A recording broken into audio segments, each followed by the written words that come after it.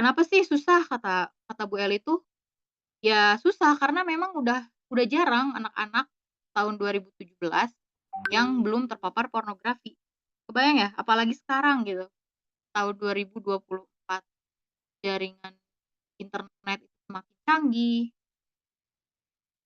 handphone bisa dibilang makin murah, semua orang bisa dikatakan punya handphone gitu. Begitu dahsyatnya pornografi disebarkan ini, karena memang ada orang-orang yang memiliki dan yang harus kita ingat lagi, pornografi itu sasarannya bukan orang dewasa melainkan anak-anak di bawah umur.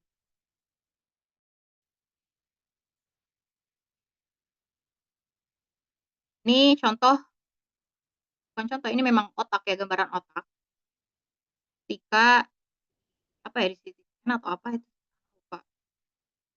Ini normalnya otak kita, ini normalnya anak. Dan ini otak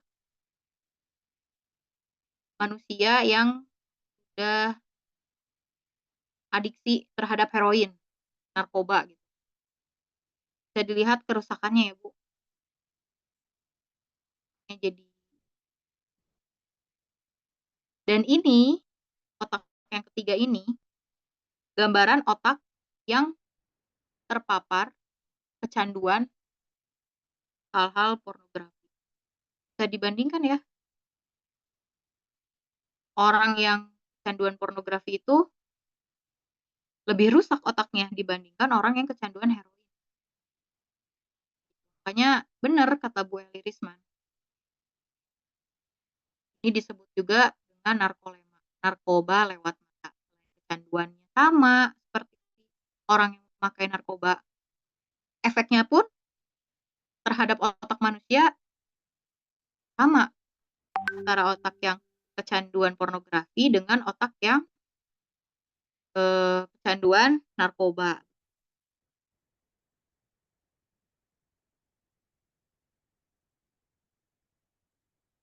Kita harus akui ya Bu, harus sadari dan harus mengakui bahwasannya anak itu adalah anugerah dan juga amanah yang Allah berikan. Saya ingin mengingatkan diri saya dan bunda-bunda sekalian, bahwasannya anak ini benar-benar anugerah dan juga amanah. Bukan amanah yang ringan, tapi amanah yang berat, amanah besar.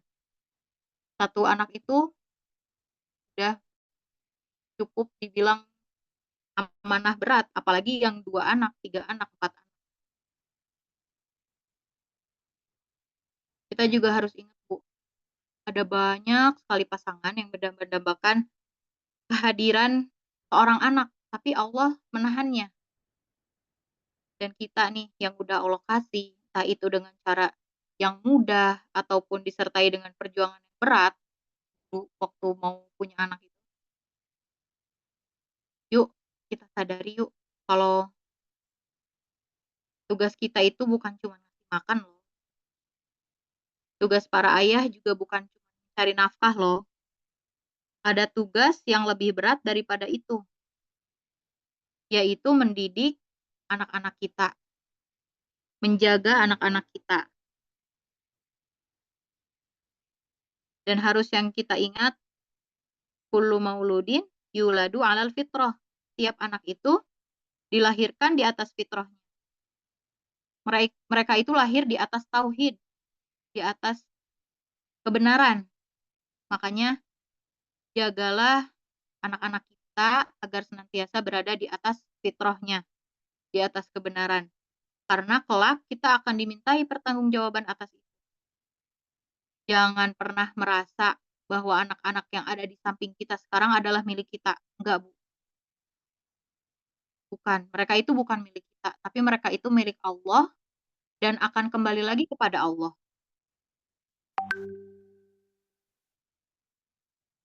Semoga kita semua bisa menjaga amanah dari Allah ini. Karena Allah itu menitipkan mereka dengan kondisi yang sempurna. Matanya bisa melihat, otaknya terbentuk dengan sempurna, tidak memiliki cacat gitu. Dan semoga nanti ketika Allah ambil lagi amanah yang ada pada diri kita, kondisinya masih sama. Karena kita akan ditanya ketika anak mata kita rusak karena adiksi terhadap gadget atau badannya rusak karena adiksi terhadap hal-hal yang haram seperti narkoba, itu kita akan ditanya.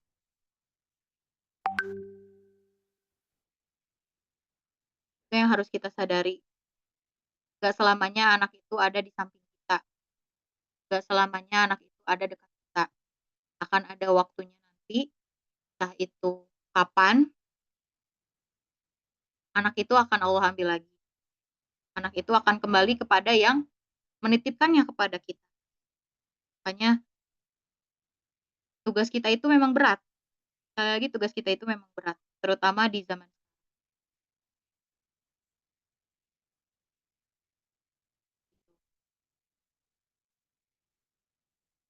saya rasa untuk siang ini karena waktunya juga ya waktunya istirahat, gak akan terlalu panjang dulu buat Mas. Dan insya Allah akan kita sambung lagi di pertemuan selanjutnya, bahas dampak dari gadget banyak banyak banget dan bagaimana sih kita bijaknya memberikan gadget kepada anak itu. Nanti insya Allah kita akan gitu. Saya kembalikan lagi kepada Musa. Baik, baik, jazakillah khairan Bunda Syahidah Nurul Ilmi, Masya Allah.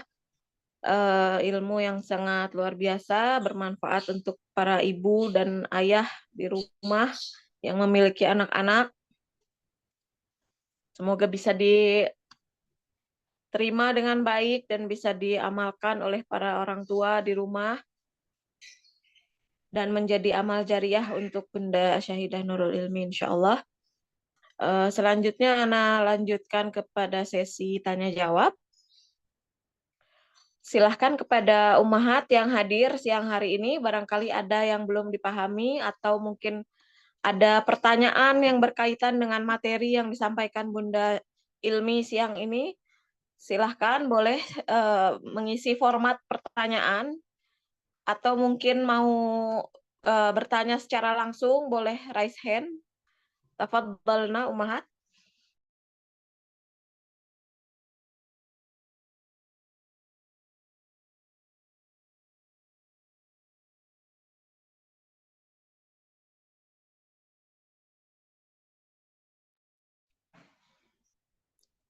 Mari, silahkan ummahat, ada yang mau ditanyakan? Ya, baik, sudah masuk satu pertanyaan dari kolom chat, dari Bun Ummu Zubair di Tangerang, usia 32 tahun. Izin bertanya Bunda, jika anak sudah pernah melihat pornografi seperti itu, terus cara mengobati dan membuat dia tidak kecanduan lagi bagaimana Bunda? Jazakillah khairon. Silahkan Bunda Ilmi.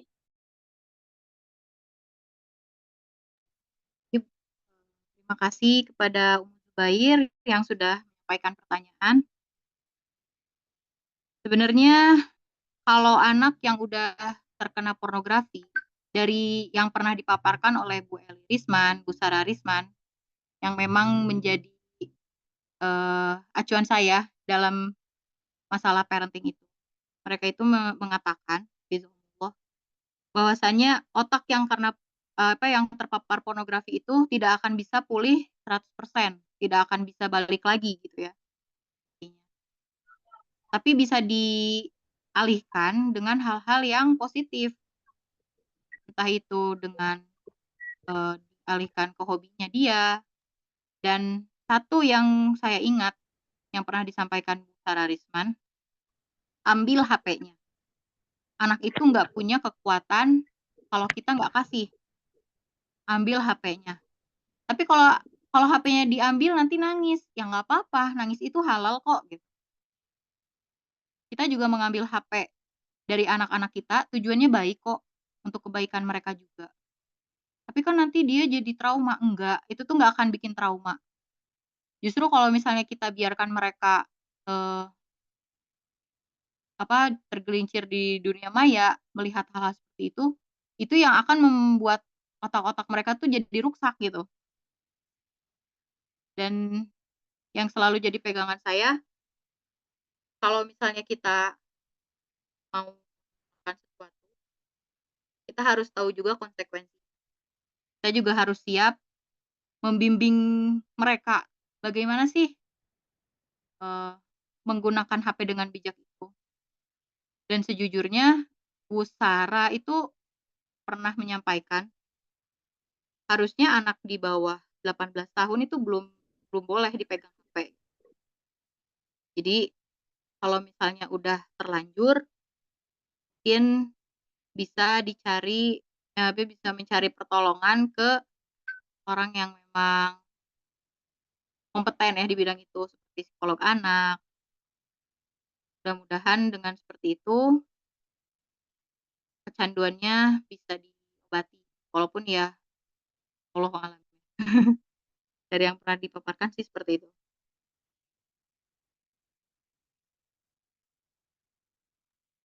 Ya, baik. Semoga terjawab Ummu Zubair. Waliyadzubillah, semoga Allah lindungi anak-anak kita dari pengaruh buruk. Silahkan selanjutnya, ada Ummahat, ada lagi yang mau bertanya? Masih ada waktu untuk sesi tanya jawab, silahkan. Boleh bertanya secara langsung juga. Silahkan raise hand.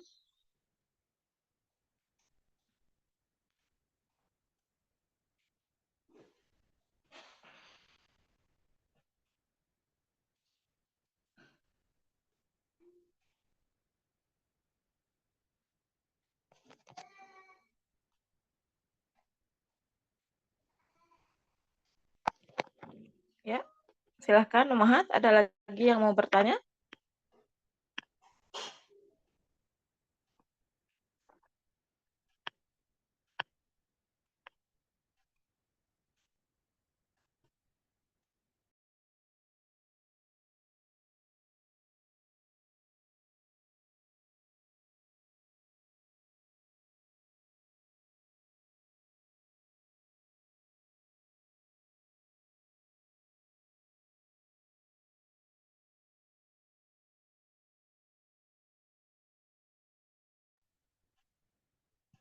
Baik, kalau gitu Ana aja yang bertanya deh.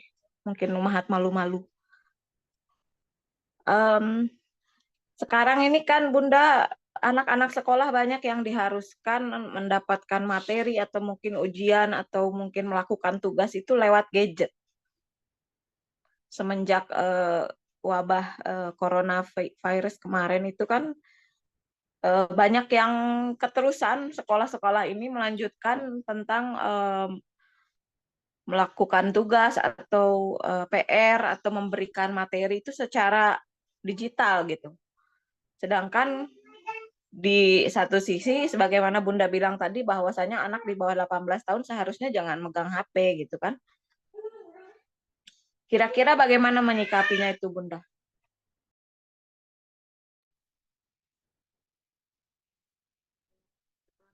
Saya jadi umum saya yang nanya. Eh,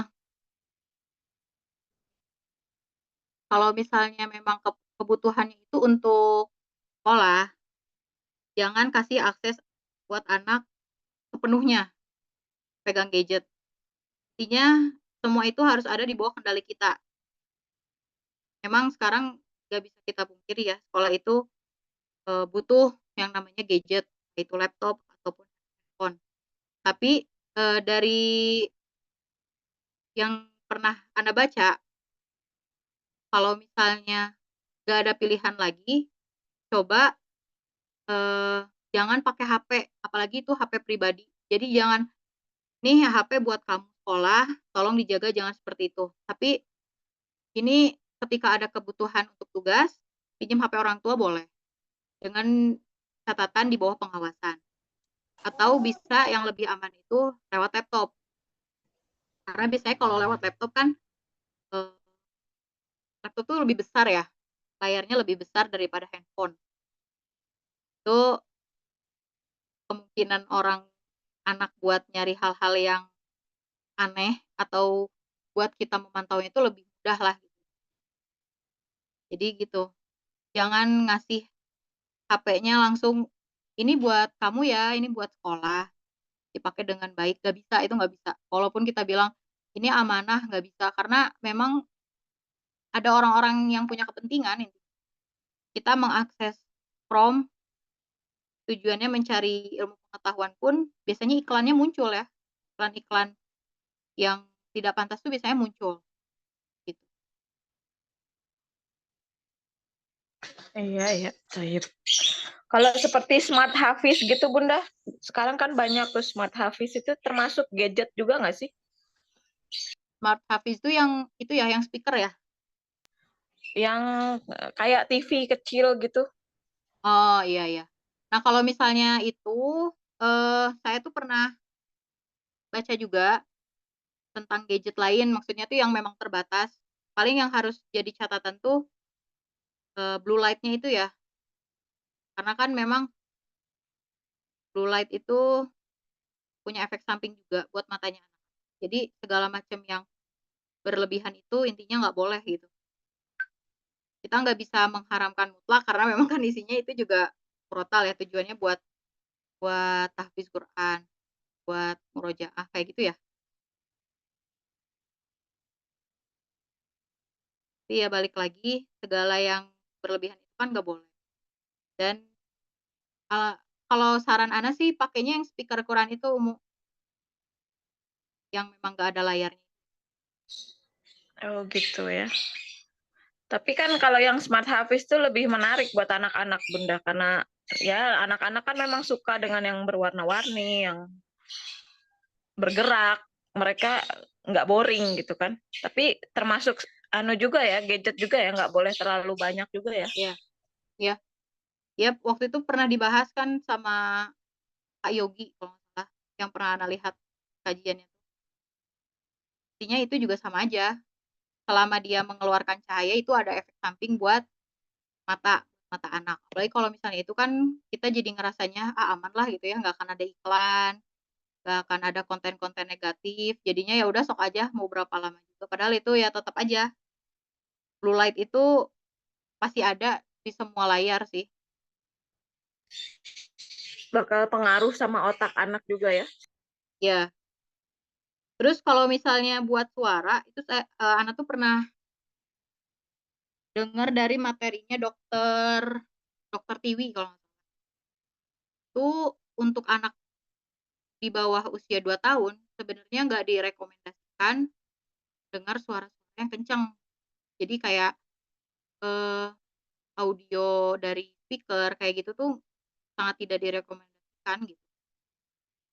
Itu bisa ngaruh juga ke kemampuan berbahasa. Jadi bisa dibatasin kalau kalau mau pakai smart hafiz itu buat anak-anak yang memang usianya udah di atas 2 tahun.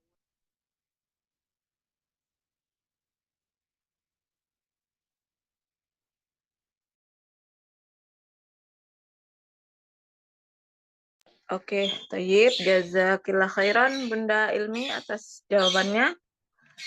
Sepertinya umahat yang lain tidak ada yang mau bertanya. Alhamdulillah sepertinya materinya diterima dengan baik. Oh, ada yang raise hand, Afwan. Silahkan Ukti Sari Puspita, boleh open mic-nya. Assalamualaikum warahmatullahi wabarakatuh. Apa kabar Bunda? Waalaikumsalam. Kak Sari. Bunda suaranya putus-putus. Suara Anda kedengaran nggak?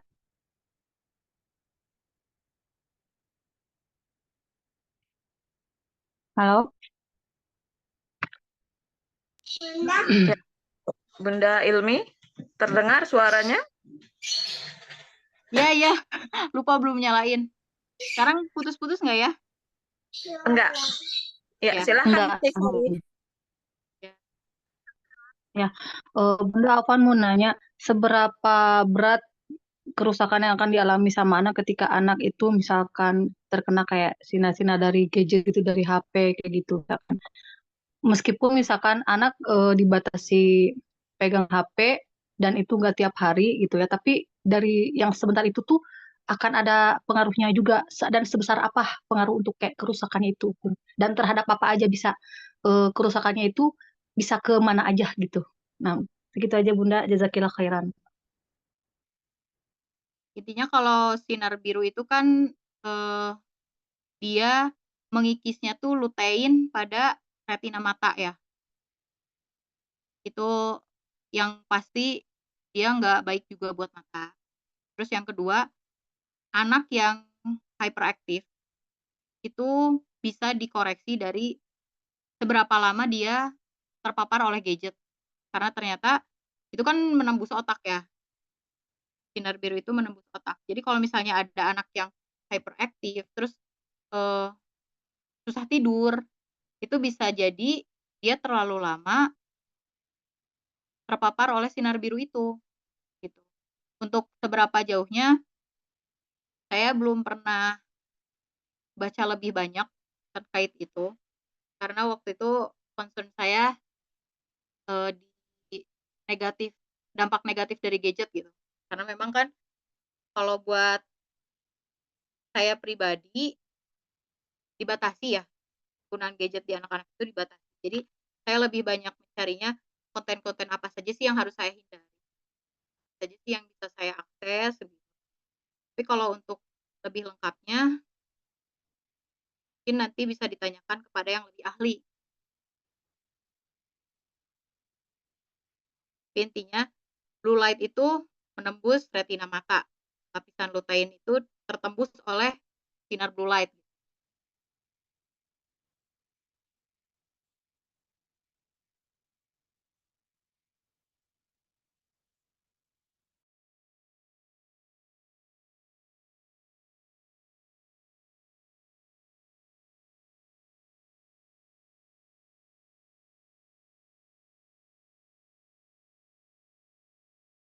Ya, sudah cukup Bunda Ilmi? Cukup. Baik.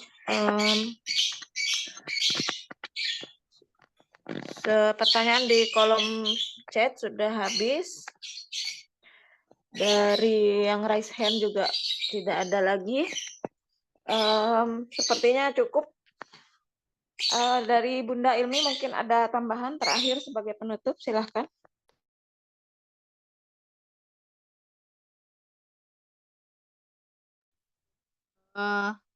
Sekali lagi saya mengingatkan diri saya dan umat sekalian bahwasannya tugas kita itu berat ya. Semakin hari semakin berat tugas kita. Dan anak yang ada di samping kita saat ini kelak akan dimintai pertanggungjawabannya. Bagaimana kita mendidik mereka, bagaimana kita menjaga mereka. Kita akan ditanya tentang hal itu. Jangan sampai kita sibuk di luar, kita sibuk untuk kepentingan umat. Bukannya nggak boleh ya, bukannya nggak boleh, tapi saya sangat sangat ingat perkataan Dr. Rehanul Bahren bahwasanya kepentingan umat itu hukumnya fardu kifayah, tapi menjaga anak, mendidik anak, jaga keluarga dari api neraka itu fardu ain. Jangan sampai kebalik. Kita bermanfaat untuk orang lain, tapi kita lupa dengan kewajiban kita, terutama untuk para ibu-ibu.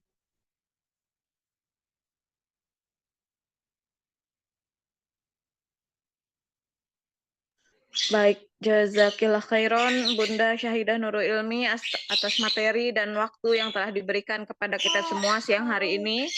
Barakallahu fiik, semoga Allah menjadikan ilmu yang telah disampaikan sebagai amal jariah untuk Bunda Syahidah Nurul Ilmi dan keluarga, dan ummahat yang hadir siang hari ini bisa mengamalkan ilmu yang telah diterima dari Bunda Ilmi siang hari ini dan bisa menjadi penyebab rahmat Allah karena telah berusaha untuk menuntut ilmu.